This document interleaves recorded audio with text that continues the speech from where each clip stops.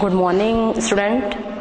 आज मैं आफरीन नाज आप लोग के सामने आयनिक साम्य के बारे में चर्चा कर रही हूँ। आयनिक साम्य को जानने से पहले हम सबसे पहले ये जानेंगे कि आयनिक साम्य किस में होता है या कैसे होता है। इसको जानने के लिए हम सबसे पहले देखेंगे आयनन। आयनन क्या है? आयनन क्या होता है? आयनन का मतलब होता है कि जब किसी भी विद्युत अपघट्य या कोई भी पदार्थ जब वियोजित होता है या आयनित होता है तो वह दो आयनों में टूट जाता है। दो आयनों में टूट रहा है और ये दो आयन एक तो धन आयन होंगे और दूसरे ऋण आयन होंगे। धन आयन और ऋण आयन। जब धन आयन बन रहा है तो उसे हम धन आयन कहेंगे और जब ऋण आयन बन रहा है तो उसे ऋण आयन कहेंगे। इसे हम सिंबॉलिक रूप में A+ आयन दे सकते हैं और इसे हम सिंबॉलिक रूप में संकेत के रूप में B- आयन दे सकते हैं। आयनन किसका हो रहा है? जैसे मान लीजिए हम एक पदार्थ ले रहे हैं जिसे हम विद्युत अपघट्य कह रहे हैं। इसके विद्युत अपघट्य के बारे में हम आपसे आगे चर्चा करेंगे। तो विद्युत अपघट्य चूंकि AB है और इस AB विद्युत अपघट्य का आयनन हो रहा है। आयनन मीन्स आयनों में विभक्त होना या आयनों में बदलना। तो आयनों में ये बदल रहा है और आयनों में बदलने के पश्चात ये A+ आयन और B- आयन में विभाजित हो रहा है।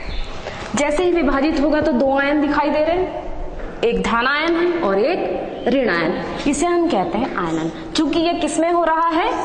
विद्युत अपघट्य में हो रहा है। और जो विद्युत अपघट्य होते हैं ये विद्युत अपघट्य पानी में भी आप बोल सकते हैं। पानी एक विलायक है। पानी एक विलायक है, इसके बारे में आप सभी जानते हैं। एक सार्वत्रिक विलायक कहा जाता है और इसको हम किसी भी चीज को, किसी भी ठोस वस्तु को यदि हम इस विलायक में डालें तो वो घुल जाती है। यदि हमको उसके आगे भी यदि घोलना है तो उसके लिए हम यदि पानी में नहीं घुल रहा है तो हम इसमें तनु HCl, सांद्र HCl, तनु HNO3, सांद्र HNO3 का उपयोग करते हैं। लेकिन यहाँ पर हम विद्युत अपघट्य के बारे में बात कर रहे हैं और विद्युत अपघट्य को हम विलायक में घोल रहे हैं और ये विलायक क्या है? पानी है या जल, जिसके बारे में आप सभी जानते हैं। या फिर इसको हम पिघली हुई अवस्था में घोल सकते हैं। पिघली हुई अवस्था, कोई भी पदार्थ कैसे पिघलता है? यदि हमको इसको पिघलाना है तो इसके लिए हमको गर्म करना पड़ेगा। लेकिन ठोस को हम डायरेक्ट गर्म करेंगे क्या? ठोस को हम डायरेक्ट नहीं गर्म करेंगे। यदि हम डायरेक्ट गर्म करते हैं तो उसके लिए हमको उसमें पानी डालना पड़ेगा। जब पानी डालेंगे तो वो गर्म होगा, गर्म होने के बाद उबलेगा, उबलने के पश्चात वो पूरी जो धातु है, जो पदार्थ है, वो पदार्थ डिसॉल्व हो जाएगी या विघटित हो जाएगी और विघटित होकर जिनसे मिलकर बनी हुई है उनमें वो बदल जाएगी। जैसे मान लीजिए हमने यहाँ पर AB लिया है और AB को हमने पानी में घोला। पानी एक विलायक है, उसमें हमने घोला। घोलने के पश्चात वो दो आयनों में विभक्त हो गया। A धन आयन और B ऋण आयन में विभक्त हो गया। तो ये क्या हो गया? आयनन। क्योंकि आयनों में बदल रहा है। हर पदार्थ में आयन नहीं होते। जो जिसमें आयन है उनका ही आयनन हो रहा है और जैसे ही आयनन हुआ तो ये अपने आयनों में विभक्त हो रहा है। आयनों में विभक्त हो रहा है मतलब इसका आयनन हो रहा है। और चूंकि हम विद्युत अपघट्य की बात कर रहे हैं तो जो विद्युत अपघट्य होते हैं ये विद्युत अपघट्य दो प्रकार के होते हैं।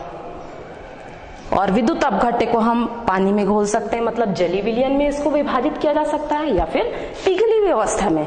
यदि जलीय विलयन में विभाजित कर रहे हैं और पिघला रहे हैं तो वो अपने आयनों में टूट रहा है। और ये जो विद्युत अपघट्य हैं ये दो प्रकार के होते हैं। विद्युत अपघट्य के प्रकारों के बारे में यदि हम देखें तो सबसे पहला विद्युत अपघट्य होता है दुर्बल विद्युत अपघट्य।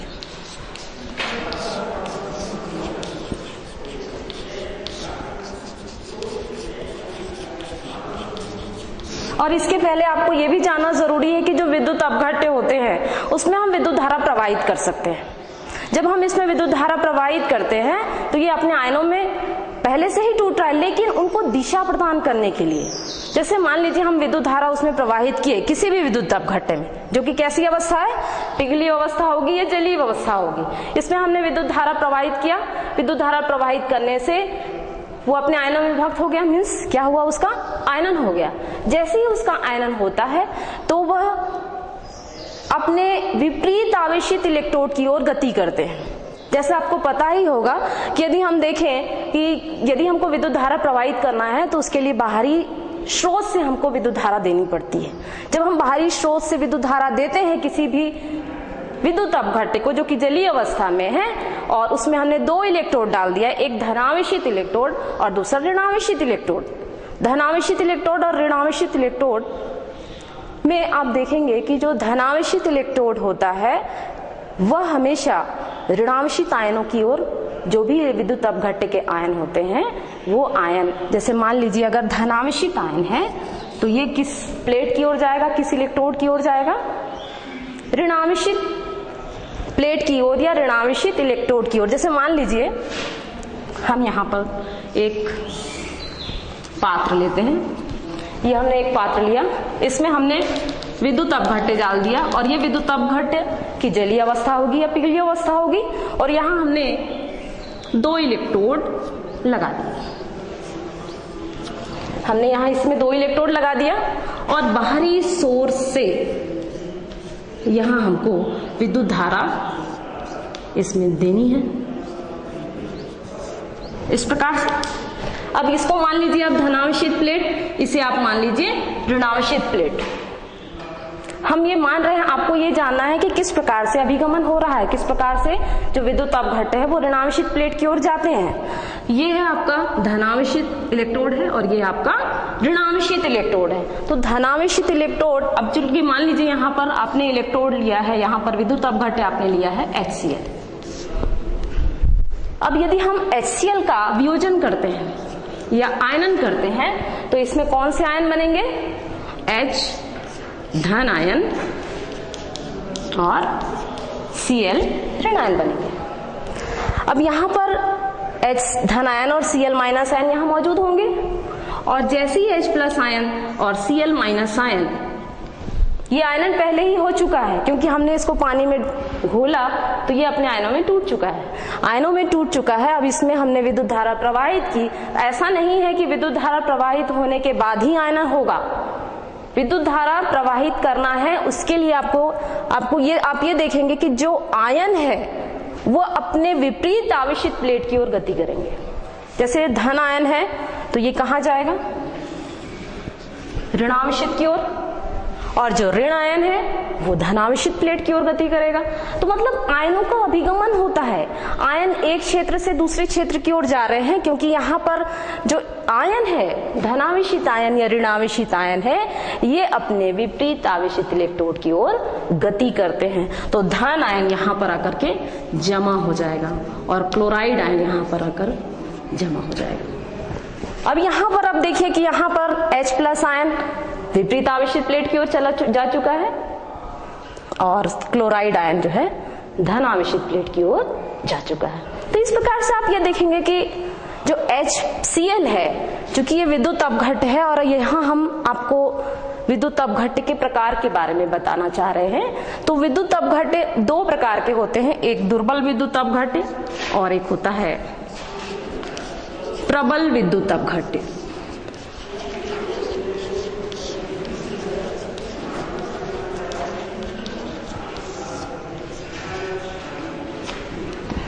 दुर्बल विद्युत अपघट्य और प्रबल विद्युत अपघट्य, जो यहाँ हमने जो एग्जाम्पल आपको दिया है, उदाहरण आपको दिया है, वह एक प्रबल विद्युत अपघट्य है। जब इसको हम पानी में घोलते हैं तो ये पूरी तरह से अपने आयनों में विभक्त हो जाता है, पूरी तरह से अपने आयनों में विभक्त हो रहा है, मतलब कुछ भी मात्रा में यहाँ पर HCl के मौजूद नहीं रहते, पूरी तरह से H प्लस आयन होगा और Cl माइनस आयन होंगे। जैसे मान लीजिए आप किसी दुकान में गए, आपके पास 50 रुपए है, 50 रुपए है और 50 रुपए का आपने पूरा सामान ले लिया, तो आपके पास क्या बचेगा, कुछ भी नहीं बचेगा।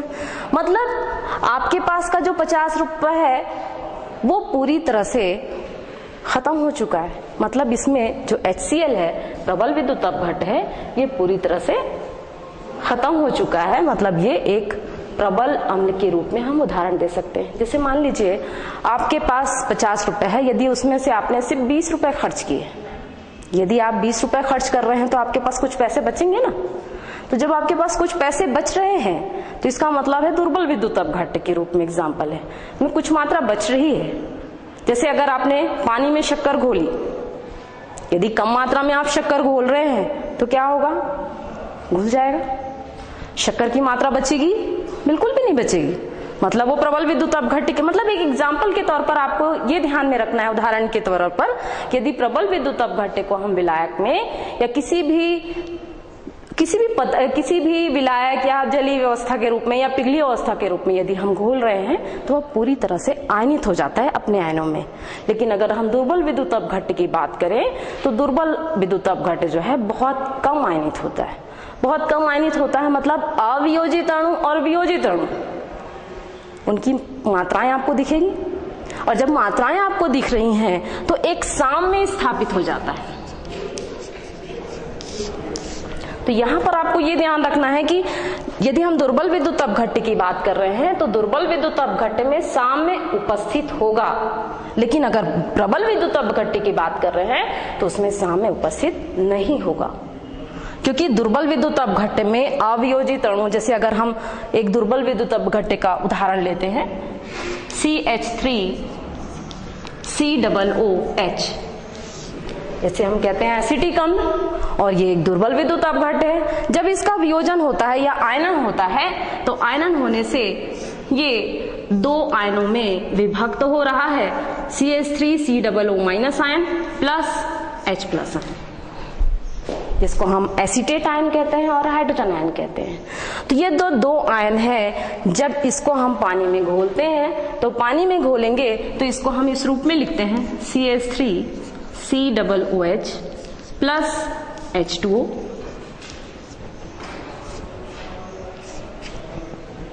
Hydronium ion H3O plus ion plus CH3COO minus, acetate ion बनेगा और हाइड्रोनियम आयन बनेगा। तो यहाँ पर एसीटेट आयन और हाइड्रोनियम आयन दो आवेश दिख रहे हैं आपको, एक धनावेश दिख रहा है और एक ऋणावेश दिख रहा है। तो इस प्रकार से जब हम एसिटिक अम्ल को पानी में घोलते हैं तो पानी में घोलने के पश्चात दो आयन दिखाई दे रहे हैं, और इन दो आयनों का आपस में एक साम में उपस्थित होता है, जिसमें कुछ मात्रा में, मतलब अधिक मात्रा में तो हमको एसिटिक अम्ल मिलेगा, लेकिन कम मात्रा में हमें एसीटेट आयन मिलेगा और हाइड्रोनियम आयन मिलेगा। तो ये दोनों ही आयन, मतलब एक साम में स्थापित हो रहा है अवियोजित अणु और वियोजित आयनों के बीच में, क्योंकि ये दोनों आयन होंगे तभी आप ये मान सकते हैं कि वह कैसा विद्युत अपघट्य होगा, दुर्बल विद्युत अपघट्य होगा। लेकिन अगर वहां पर सिर्फ वियोजित आयन है, धन आयन और ऋण आयन है, तो उसे हम कहेंगे प्रबल विद्युत अपघट्य। तो इसके लिए हम कुछ उदाहरण देखते हैं, कुछ उदाहरण इसके आधार पर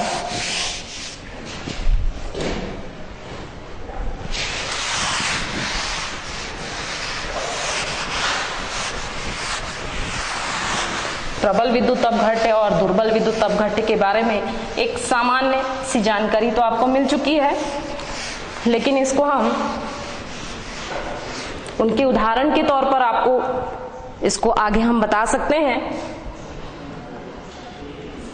प्रबल विद्युत अपघट्य,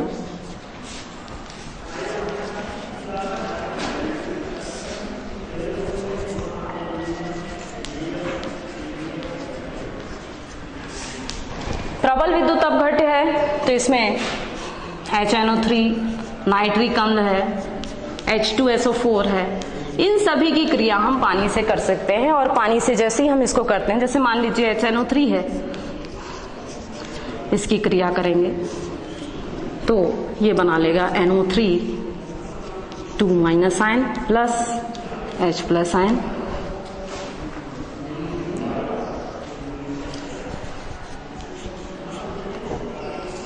H2SO4 सल्फ्यूरिक अम्ल, इसका आयनन होगा तो HSO4- ion plus H plus ion बनेगा। पूरी तरह से ये अपने आयनों में टूट रहा है, धनावेशित और ऋणावेशित आयनों में। तो जब पूरी तरह से, मतलब 100% आयनन होगा। जब किसी भी विद्युत अपघट्य का जो कि जलीय अवस्था या पिघली हुई अवस्था में है, यदि उसका आयनन 100% या 100% होता है तो उसे हम कहते हैं प्रबल विद्युत अपघट्य। लेकिन अगर हम दुर्बल विद्युत अपघट्य की बात करते हैं तो दुर्बल विद्युत, चूंकि यहाँ पर आप देखिए कि कुछ भी मात्रा में देखने से तो आपको समझ में नहीं आ रहा है कि यहाँ सिर्फ हम यहाँ दिखा रहे हैं आपको कि किस प्रकार से NO3 आयन है, किस प्रकार से H+ आयन है। लेकिन जब इसको हम प्रायोगिक तौर पर करते हैं तो प्रायोगिक तौर पर आपको पता चलेगा कि ये इसका आयनन जो है 100% होगा। और इसमें आप कभी भी डबल एरो नहीं डालेंगे, यहाँ सिर्फ सिंगल एरो डाल देंगे क्योंकि ये पूरी तरह से इसमें आयनित हो चुका है। और जब पूरी तरह से आयनित हो चुका है तो इसे हम कहेंगे प्रबल विद्युत अपघट्य, जो कि धनावेशित और ऋणावेशित आयनों में विभक्त हो चुका है। लेकिन यही चीज यदि हम दुर्बल विद्युत अपघट्य के लिए लेते हैं,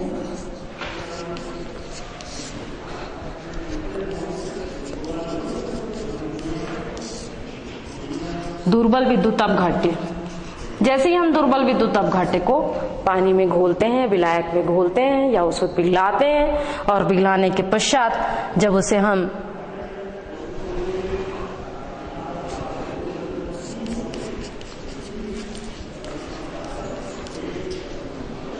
इसका वियोजन करेंगे तो इसमें हम डबल एरो डालेंगे। जब डबल तीर के निशान डाल रहे हैं तो ये बन जाता है acetate ion CH3COO- ion plus H+ ion, acetate ion और हाइड्रोजन आयन। इसका आयनन बहुत कम होता है, मतलब ये अल्प आयनित है।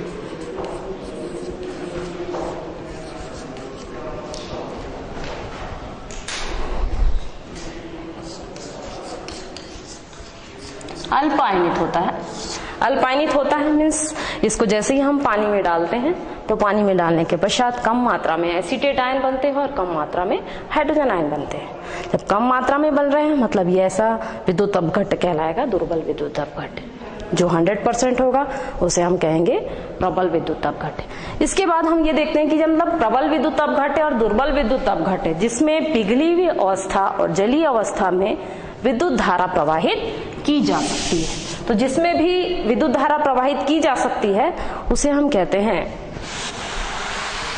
विद्युत अपघट्य। और ये जो प्रबल और दुर्बल विद्युत अपघट्य है ये उनकी क्वालिटी या उनके गुण पर आधारित है कि वह अधिक मात्रा में आयनित होता है या कम मात्रा में आयनित होता है।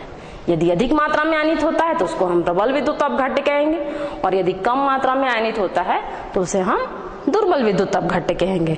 इसके बाद हम देखते हैं यहाँ पर साम्य के बारे में। साम्य क्या है? आयनन आपने देख लिया, विद्युत अपघट्य में क्या मतलब डिफरेंस, क्या इनमें अंतर क्या है कि विद्युत अपघट्य कौन से हैं, दो प्रकार के हैं, तो प्रबल विद्युत अपघट्य है, दुर्बल विद्युत अपघट्य है। लेकिन यहाँ साम्य की बात यदि हम करें, जैसे मान लीजिए आप दुकान जाते हैं और दुकान जाने के बाद आप कोई सामान खरीदते हैं। सामान आप खरीदते हैं तो आप देखिए कि एक तरफ बाट होता है और एक तरफ सामान होता है आपका। यदि दोनों बराबर है तभी आप मानते हैं ना कि आपको जो दिया गया सामान है वो बिल्कुल सही मात्रा में आपको मिल रहा है।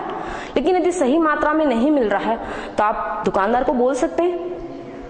तो इस प्रकार से जो साम्य अवस्था आती है, जैसे मान लीजिए आपने 50 ग्राम आपने कोई विद्युत अपघट्य लिया, 50 ग्राम आपने विद्युत अपघट्य लिया और उसको आपने पानी में घोला। पानी में घोलने के बाद इसमें से कुछ मात्रा निकल जाएगी। किस रूप में निकलेगी? आयन के रूप में निकलेगी। मान लीजिए यहां पर कितनी मात्रा में निकल रही है? 25 ग्राम। 25 ग्राम आयन निकल रहे हैं। तो 25 ग्राम आयन निकल रहे हैं मतलब यहां पर जो अनुपात होगा वो 50 माइनस 25 का होगा। 50 माइनस 25 मतलब 25 हो गया। 25 ग्राम यहाँ पर विद्युत अपघट्य है जो कि अवियोजित है, और वियोजित यहाँ पर कितनी मात्रा में बचा है? 25 ग्राम बचता है। तो इस प्रकार से एक साम्यावस्था आ गई। जहां पर अवियोजित अणु और वियोजित अणु दोनों की मात्राएं हमको दिखाई देती है, दोनों की मात्राएं एक साम्य में नजर आती है, लेकिन हम प्रबल विद्युत अपघट्य में ये नहीं देख सकते।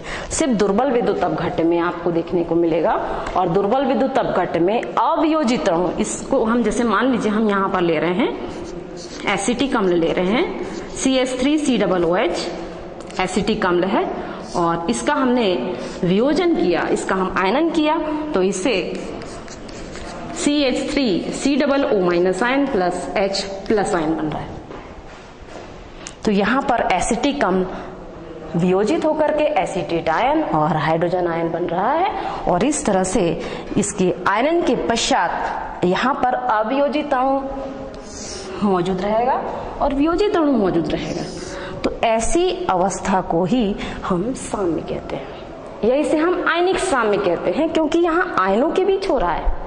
अवियोजित पदार्थ वियोजित विद्युत अपघट्य और वियोजित आयन जो कि विद्युत अपघट्य के आयन है, तो इनके बीच जो साम्य उपस्थित होता है उसे हम साम्य कहते हैं या आयनिक साम्य कहते हैं।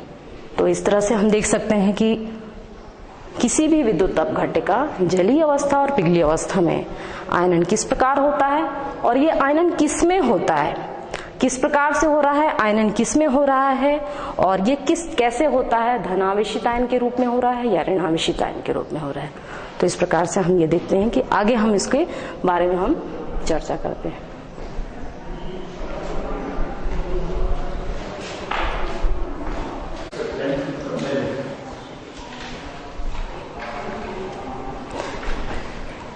साम्य के बारे में जैसा कि मैंने आपको बताया, एसिटिक अम्ल एसीटेट आयन और हाइड्रोजन आयन में वियोजित हो जाता है, और ये जो आयन है जिसमें दोनों ही अवस्थाएं मौजूद होती हैं, एक अवियोजित अवस्था और एक वियोजित अवस्था। जब दोनों ही अवस्थाएं मौजूद होंगी तो एक दूसरे से साम्य अवस्था में मौजूद होते हैं, जिसे हम आयनिक साम्य या साम्य कहते हैं। तो जो आयनिक साम्य होता है, ये साम्य जो कि सिर्फ दुर्बल विद्युत अपघट्य में हुआ है।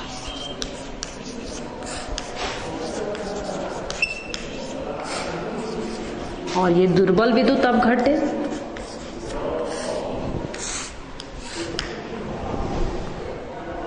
अल्प आयनित होते हैं।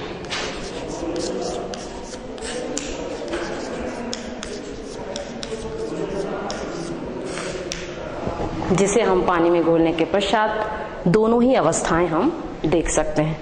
इसके बाद हम ये देखते हैं आगे विद्युत वियोजन का सिद्धांत।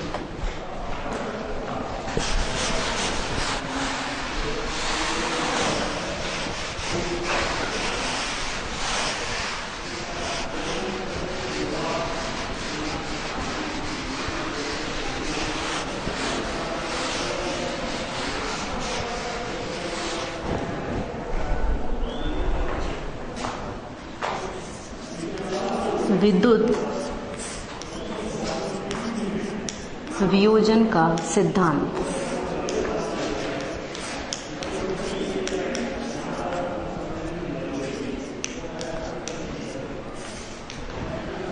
विद्युत वियोजन का सिद्धांत, या इसे हम आयनन सिद्धांत भी कहते हैं, आयनन सिद्धांत।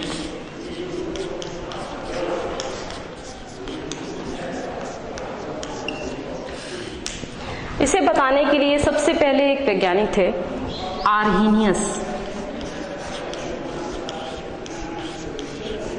आर्हीनियस, जो कि एक स्वीडिश वैज्ञानिक थे। इन्होंने 1887 में ये सिद्धांत दिया था। 1887 में इन्होंने ये सिद्धांत दिया था, जिसके अनुसार किसी भी विद्युत अपघट्य का वियोजन करने के बाद जो आयनिक अवस्था आती है उसे हम विद्युत वियोजन सिद्धांत कहते हैं। वियोजन मतलब आयनन, वियोजन मीन्स आयनन, मतलब विद्युत धारा के प्रवाह के पश्चात या विद्युत अपघट्य की जलीय या पिघली अवस्था में किसी भी पदार्थ का वियोजन होना या आयनन होना विद्युत वियोजन का सिद्धांत कहलाता है, जिसमें ये माना गया कि ये जो अवस्था होती है आयनिक अवस्था होती है। आयनिक अवस्था।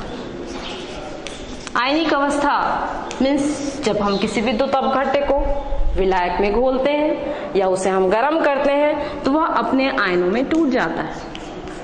आयनों में टूट रहा है, धनावेशित आयन और ऋणावेशित आयन में टूट रहा है, तो ये उसकी आयनिक अवस्था होती है। दूसरा मतलब उन्होंने ये बताया आर्हीनियस ने कि जब हम किसी विद्युत अपघट्य को, विद्युत से मतलब विद्युत अपघट्य, जब विद्युत अपघट्य को हम पानी में घोलते हैं या विलायक में घोलते हैं तो वह वियोजित हो रहा है या आयनित हो रहा है, अपने आयनों में टूट रहा है, तो वह उसकी अवस्था कहलाएगी आयनिक अवस्था। यदि हम इसको दूसरे रूप में देखें तो इसे हम उदासीन अवस्था भी कहते हैं। इनके अभिगृहित के अनुसार, इस सिद्धांत के अभिगृहित के अनुसार या इसकी परिकल्पना के अनुसार यदि हम देखें तो इसे हम उदासीन अवस्था कह सकते हैं। उदासीन अवस्था मतलब जितने धनायन होंगे उतने ही ऋणायन होंगे। इसमें धन आयन व ऋणायन दोनों बराबर होते हैं इसमें, इसलिए इसको हम उदासीन अवस्था कहते हैं। जैसे आपको पीएच स्केल के बारे में पता होगा, पीएच स्केल में धनावेशित आयन भी होते हैं और ऋणावेशित आयन, जिसमें हम अम्ल और क्षार कहते हैं, और तीसरी एक अवस्था होती है उदासीन अवस्था। 3 भाग होते हैं, फर्स्ट में अम्ल है, उसके बाद उदासीन है और उसके बाद क्षार है। जब अम्ल और क्षार दोनों ही अवस्थाएं समान होती है तो उसे हम कहते हैं उदासीन अवस्था, जो कि विद्युत अपघट्य में आपको देखने को मिलेगा। अम्लीय अवस्था और क्षारीय अवस्था दोनों बराबर होती है, तो ये उदासीन अवस्था में बदल जाता है। तीसरी अवस्था है या तीसरे इसमें परिकल्पना के आधार पर अभिकृत माने जाते हैं उत्क्रमणीय अभिक्रिया।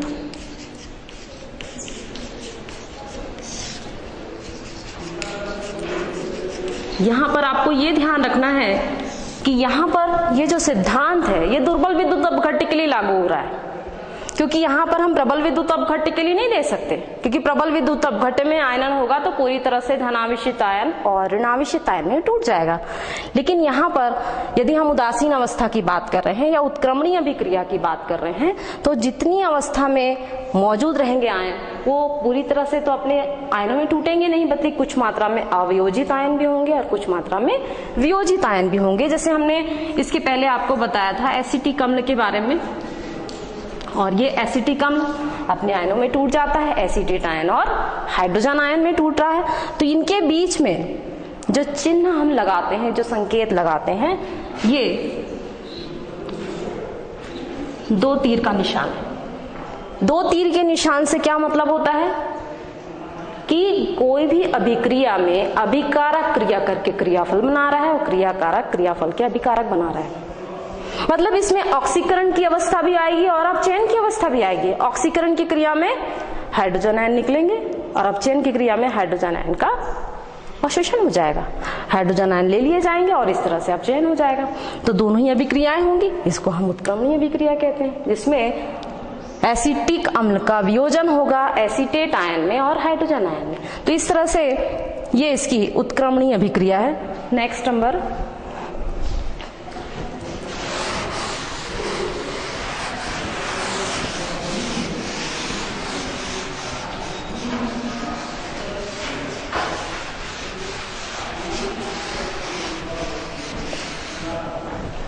चौथा पॉइंट है सक्रिय अभिगमन।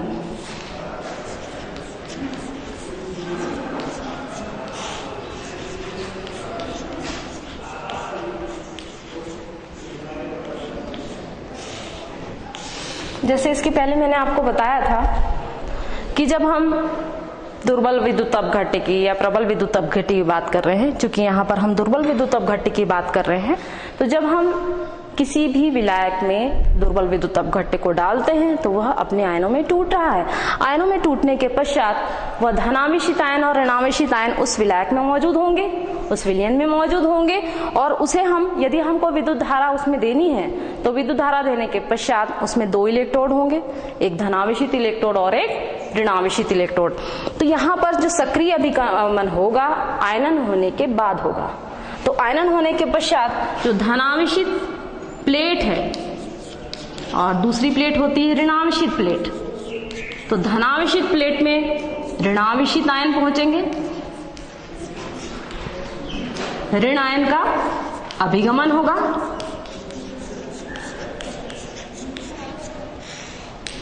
ठीक इसी तरह ऋणावेशित प्लेट है तो यहाँ पर धन आयन का सक्रिय अभिगमन होता है।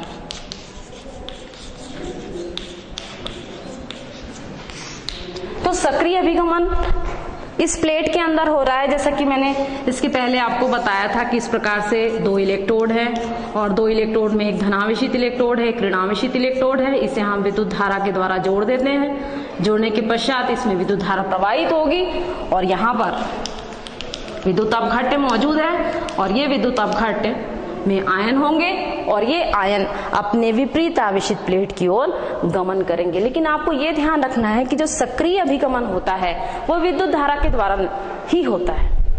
मतलब सक्रिय अभिगमन कैसा? अभिगमन का मतलब होता है एक स्थान से दूसरे स्थान जाना और हमेशा ऐसे स्थान जाना जो कि आपका विपरीत आवेशित प्लेट हो। जैसे मान लीजिए यहाँ पर हमने लिया है एसीटेट आयन, 2 आयन बन रहे हैं, एक एसीटेट आयन बन रहा है और एक हाइड्रोजन आयन बन रहा है। तो जो एसीटेट आयन होगा जिसमें ऋणावेशित आयन है और जो हाइड्रोजन आयन है उसमें धनावेशित आयन है, तो एसीटेट आयन धनावेशित प्लेट की ओर गति करेगा।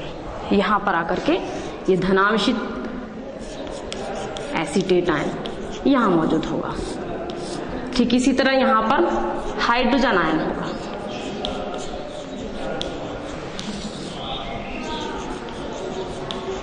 तो ये जो सक्रिय अभिगमन होता है, ये सक्रिय अभिगमन हमेशा आयनों का होगा और विपरीत आवेशित प्लेट की ओर होगा। तो ये सक्रिय अभिगमन हो गया। नेक्स्ट है विद्युत चालकता।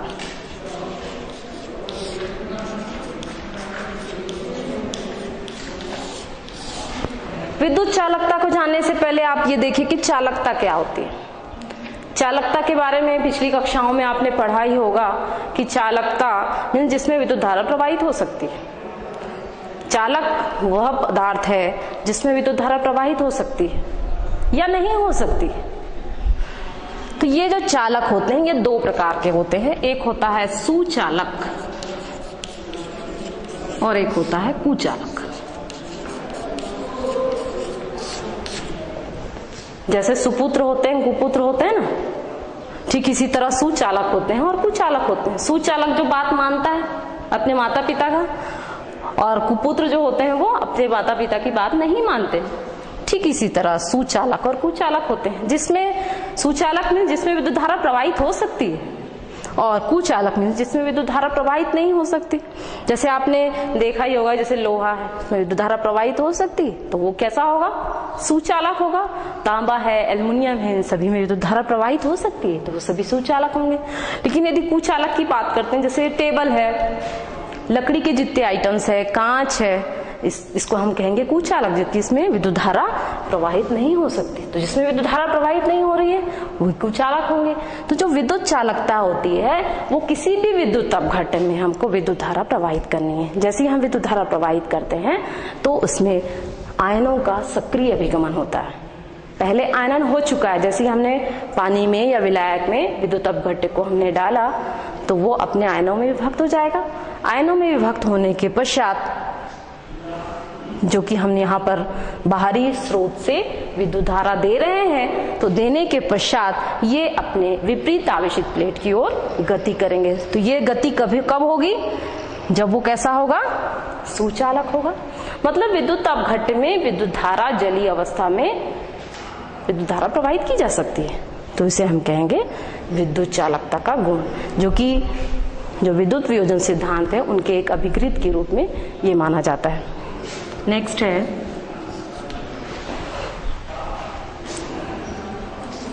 आयनीकरण।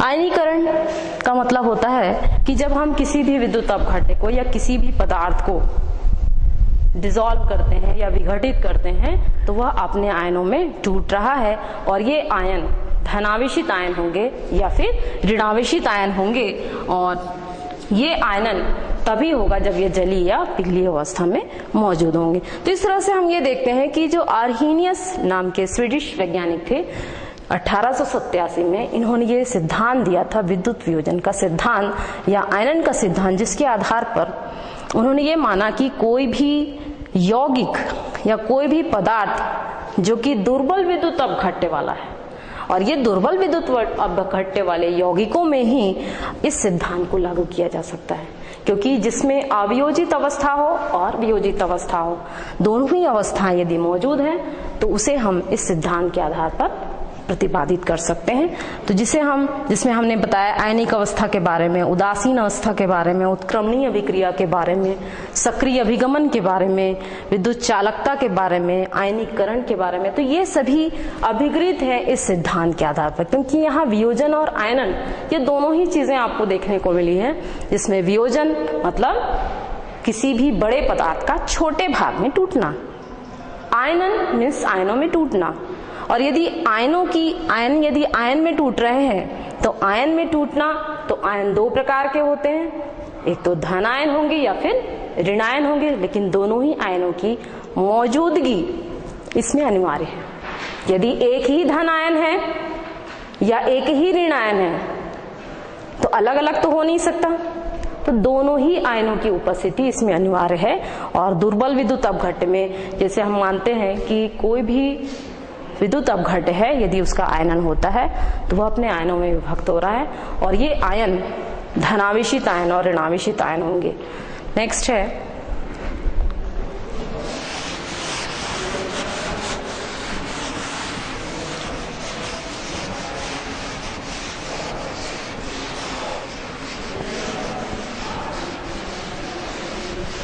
अब इसको हम एक शॉर्ट तौर पर हम इसको आपको बताना चाहते हैं कि जैसे मान लीजिए आयनन,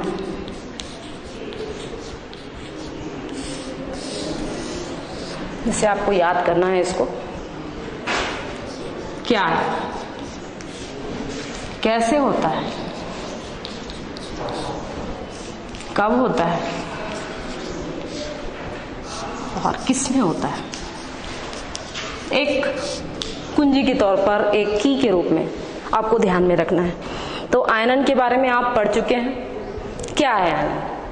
आयनन मीन्स किसी भी विद्युत अपघट्य का वियोजित होना या आयनों में निर्मित होना या आयनों में विभक्त होना, इसे हम आयनन कहते हैं। कैसे होता है ये? AB A plus ion plus B minus ion, इस प्रकार से कैसे हो रहा है ये विद्युत अपघट्य धनावेशित आयन और ऋणावेशित आयन में विभक्त हो रहा है। कब हो रहा है ये? कब होगा आयनन? जब इसको हम विलायक में घोलेंगे। विलायक में घोलने पर, जैसे हम विलायक में घोलते हैं तो यह आयनित हो जाता है। किस में हो रहा है ये? विद्युत अपघट्य में।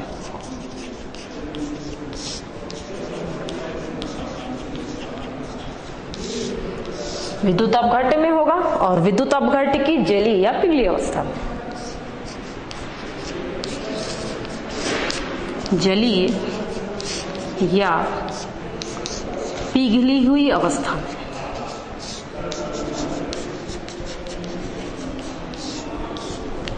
तो आयनन को हम इस प्रकार से देखते हैं। ठीक इस प्रकार से आगे हम जो वियोजन सिद्धांत आपको बताए हैं उसको हम एक शॉर्ट की के रूप में एक इस प्रकार से तैयार कर सकते हैं।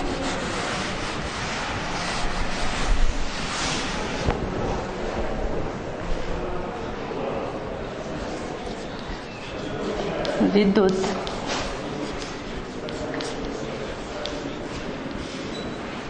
वियोजन का सिद्धांत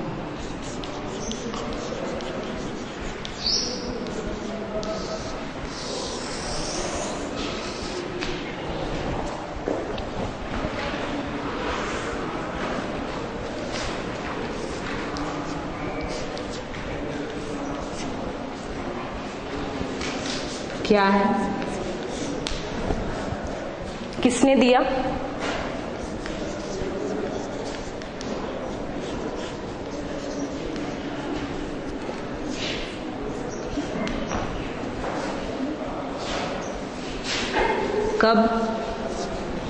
कब किया गया? किस में हुआ?